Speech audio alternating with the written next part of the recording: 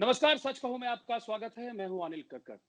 प्यारे दर्शकों, जिस तरीके से आपको पता है कि पूरे देश के साथ-साथ हरियाणा में भी तीसरा लॉकडाउन जारी है और तमाम तरह के उद्योगों पर और हर इंडस्ट्री पर इसका असर पड़ा है। लेकिन इसका जो खासा असर पड़ा है, वो शिक्षा के क्षेत्र में भी पड़ा है।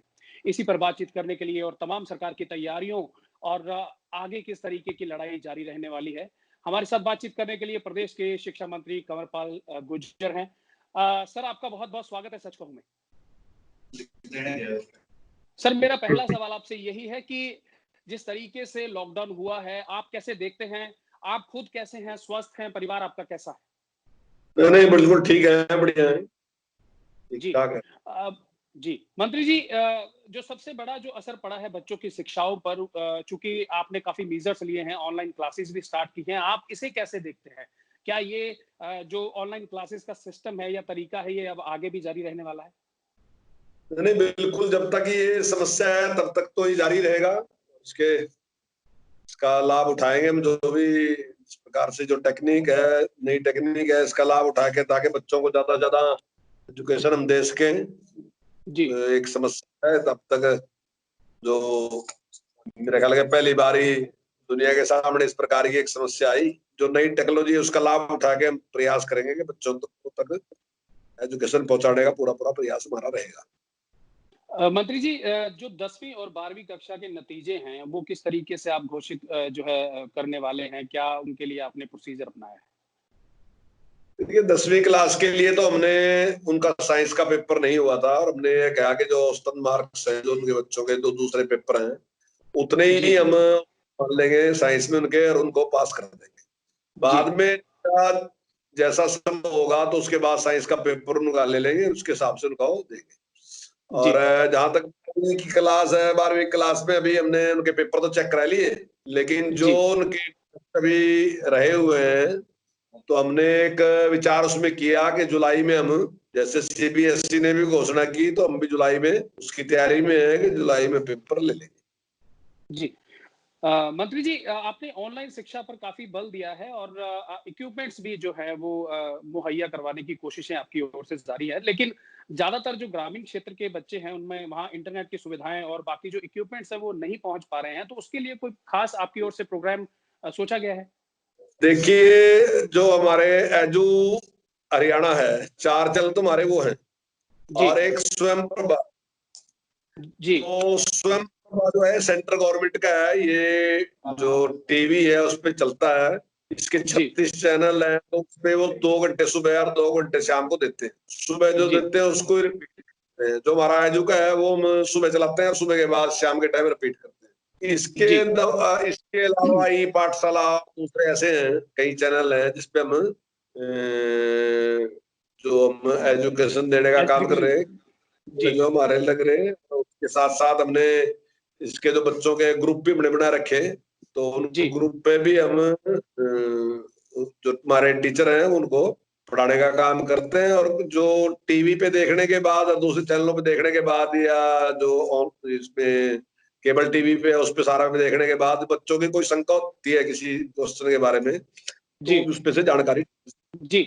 मंत्री जी, जिस तरीके से प्रदेश सरकार जो है वो कोरोना की इस स्थिति से निकलने के लिए पटरी पर अर्थव्यवस्था को वापस लाने के लिए इंडस्ट्रीज ओपन कर रही है धीरे-धीरे। क्या स्कूल कॉलेजेस को भी इस तरीके से ओपन करने के लिए कोई आपने अल्टरनेटिव सोचे हैं?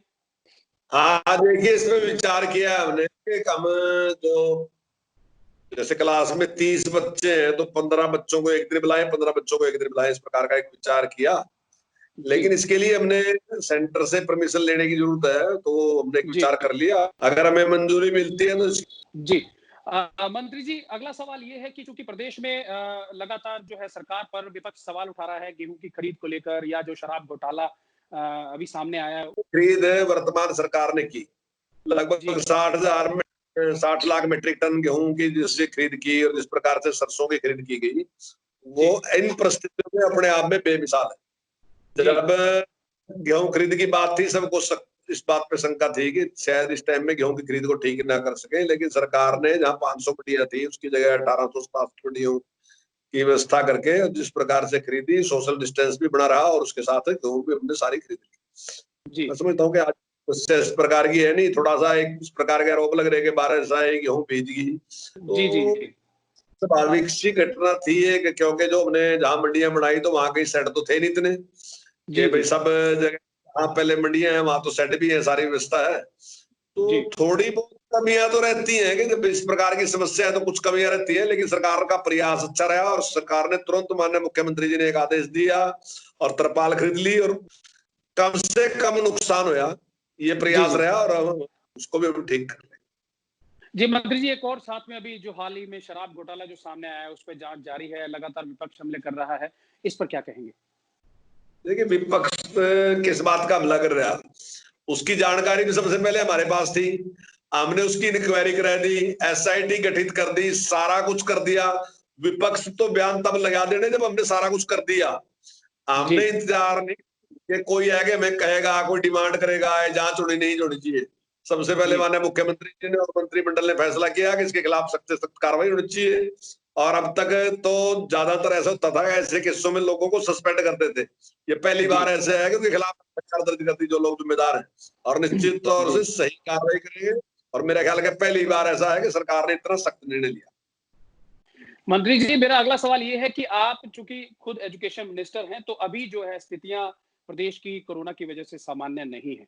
आप जिस तरीके से खबरें आई मीडिया में कि जो निजी स्कूल हैं उनकी अर्थव्यवस्था जो है वो फीसों पर निर्भर रहती है, कुछ सरकार से एड उनको नहीं जो है कई नहीं मिलती, सरकारी जो एडेड स्कूल है वो अलग है। जो निजी स्कूल है वो बच्चों से फीसों की डिमांड भी कर रहे थे, ऐसी खबरें भी आई थी और उस मामले में सरकार ने संज्ञान भी लिया कि आप फीसों की डिमांड ना करें, आपने रिक्वेस्ट की। इस बारे में क्या कहेंगे? दूसरा, जिस तरीके से निजी स्कूल चलते हैं, अगर वो फीसें नहीं लेंगे तो वो जो अध्यापक हैं या जो सैलरीज हैं वो भी नहीं दी जाएंगी। जो कठिन परिस्थितियां हैं वो सबके लिए ही है, और पहले हमने निर्णय लिया था कि फीस नहीं लेंगे, लेकिन बाद में जब जो प्राइवेट स्कूल हैं उन्होंने एक अपनी मजबूरी हमारे सामने रखी, तो हमने एक निर्णय लिया कि सब के सब स्कूलों को इस बात की परमिशन है कि वो 1 महीने की जो ट्यूशन फीस है वो ले सकते हैं। जी लेकिन दूसरा हमने निर्णय लिया कि वो उसको बढ़ा नहीं सकते, और जी अन्य जो खर्चे हैं वो भी नहीं लेंगे। तो जी उस फीस से हमारा यही अभिप्राय था कि जो उनके टीचर हैं, जो स्टाफ है, उसका खर्चा उसमें से निकल जाएगा। जी और हमने जनता से भी अपील की कि भाई जनता को भी चाहिए कि अभिभावक अगर उनकी सामर्थ्य है तो निश्चित तौर से उन्हें फीस देनी चाहिए, और जी लोग दे भी रहे हैं। ऐसे अब कठिन सबके लिए ही है, केवल स्कूल के जी जी लिए नहीं, आम आदमी के लिए भी कठिन है, इंडस्ट्री के लिए भी कठिन है, और जी स्कूल के लिए भी कठिन। लेकिन जब अगर हम जी मिलके चलेंगे तो मैं समझता हूँ कि रास्ता निकल आएगा, कोई दिक्कत।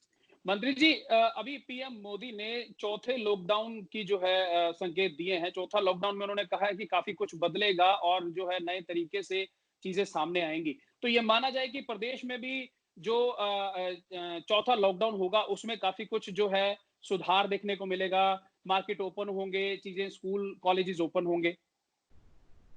देखिए स्टेप बाय स्टेप सारी चीजें खुलती जा रही है, बाजार भी खुलते जा रहे हैं, इंडस्ट्री भी खुलती जा रही, तो टाइम के साथ साथ ना जो जो जरूरी चीजें हैं और बचाव जो जरूरी है, तो देखिए उस टाइम लॉकडाउन इसलिए बहुत ज्यादा जरूरी था कि लोगों में इस बात का की जानकारी कि हमें किस चीज की जरूरत है, तो आहिस्ता आहिस्ता जी लोग भी उसमें परफेक्ट होते रहे कि भाई हमें सैनिटाइजर का इस्तेमाल करना, हमने मास्क लगाना, हमने इन चीजों का बचाव करना, तो आहिस्ता आहिस्ता लोग मैच्योर होते जा रहे। ठीक है, अब कुछ टाइम तो लगेगा इसमें, और आहिस्ता आहिस्ता हम खोलते जा रहे, चाहे कोरोना अगर रहेगा तो तब भी जीवन तो सामान्य करना ही पड़ेगा ना जी, सब सब लेके चलना पड़ेगा।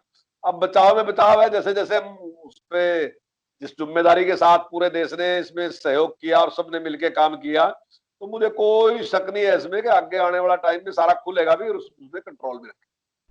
मंत्री जी, पूरे देश में प्रवासी मजदूरों की जो है समस्या काफी गंभीर है और हरियाणा में भी लगभग 8 लाख से ज्यादा मजदूर जो है वो अपने घर वापस लौटना चाहते हैं। सरकार ने लगभग 1.25 लाख मजदूरों को वापस घर भेज दिया है। इस पर क्या कहेंगे? देखिए सरकार का पूरा प्रयास है, और सरकार ने अभी घोषणा भी की थी कि 100 ट्रेन और 5,000 बसें लगाने जा रहे हैं, और हमने शुरू कर दिया उसको, तो निश्चित तौर से उनकी व्यवस्था करेंगे। और मैं समाज का भी इसके लिए आभार भी व्यक्त करता हूँ, धन्यवाद भी करता हूँ, उनको बधाई भी देता हूँ इसके लिए कि सारे समाज ने मिलकर, जहाँ सरकार का प्रयास है, सरकार के साथ साथ पूरे समाज ने इस बात की चिंता की कि जो प्रवासी मजदूर थे उनमें से कोई भूखा नहीं रहना चाहिए, और लोगों ने अपने आप सारा उसका अरेंजमेंट किया, खाना बनाया, खिलाया, जहाँ सूखा देने की बात थी वहां वैसा भी दिया। तो अच्छे तरीके से लोगों ने ये किया। जब हमारे यहाँ से मजदूर गए तो काफी बड़ी संख्या में ऐसे मजदूर थे जो रोने लगे इस बात के लिए कि आप लोगों ने हमारी बड़ी सेवा की। तो वो भी हमारे ही भाई है, सारे समाज ने अपनी जिम्मेदारी समझी। ये बहुत अच्छा लक्षण है किसी देश के लिए कि सारा देश आज एक है। किसी को ये नहीं लगता जो फैक्ट्री वाला उसको मजदूर और मजदूर वाले को फैक्ट्री वाली बात नहीं। हर आदमी को लगता है कि मेरा ही हिस्सा है, मेरा ही भाई है। सब एक दूसरे की चिंता कर रहे हैं और उसके कारण पूरे देश ने इसको अच्छे तरीके से कंट्रोल किया। जी मंत्री जी, मेरा अंतिम सवाल ये है कि आप एजुकेशन मिनिस्टर हैं, तो आप प्रदेश के सभी अध्यापकों और बच्चों के लिए कोई संदेश देना चाहते हैं? मेरा तो सभी से यही अपील है कि जो हम टीवी के माध्यम से बच्चों को एजुकेशन देने का जो प्रयास कर रहे हैं, तो बच्चे उसमें इंटरेस्ट लें, वहां से जानकारी लें, और अगर कोई उनकी शंका है तो अपने टीचर से मोबाइल पे बात करें और अपनी शंका को दूर करें। और टीचरों से भी है कि उनका सहयोग करें। जो सोशल डिस्टेंस है, जो जिस प्रकार से सारी अपील माननीय प्रधानमंत्री जी ने की, तो सारी पे अमल करके, क्योंकि बीमारी ऐसी है कि इसमें बचाव में ही बचाव है। तो बस केवल जरूरत है कि उस पर हम ध्यान रखें। और बच्चों से मेरी अपील यही है कि वो भी ध्यान रखें और जल्दी स्कूल भी दोबारा से फिर वैसे ही सारा सिस्टम चलेगा। स्कूल भी चलेंगे, इंडस्ट्री भी चलेगी, बाजार भी खुलेंगे, सब लोग सामान्य स्थिति में आएंगे। मंत्री जी, आपने सचकों को अपना समय दिया, बहुत बहुत शुक्रिया। जी धन्यवाद। देश विदेश की तमाम खबरों से जुड़े रहने के लिए सब्सक्राइब करें सच कहूं और बेल आइकन प्रेस करके पाएं हर लेटेस्ट अपडेट सबसे पहले।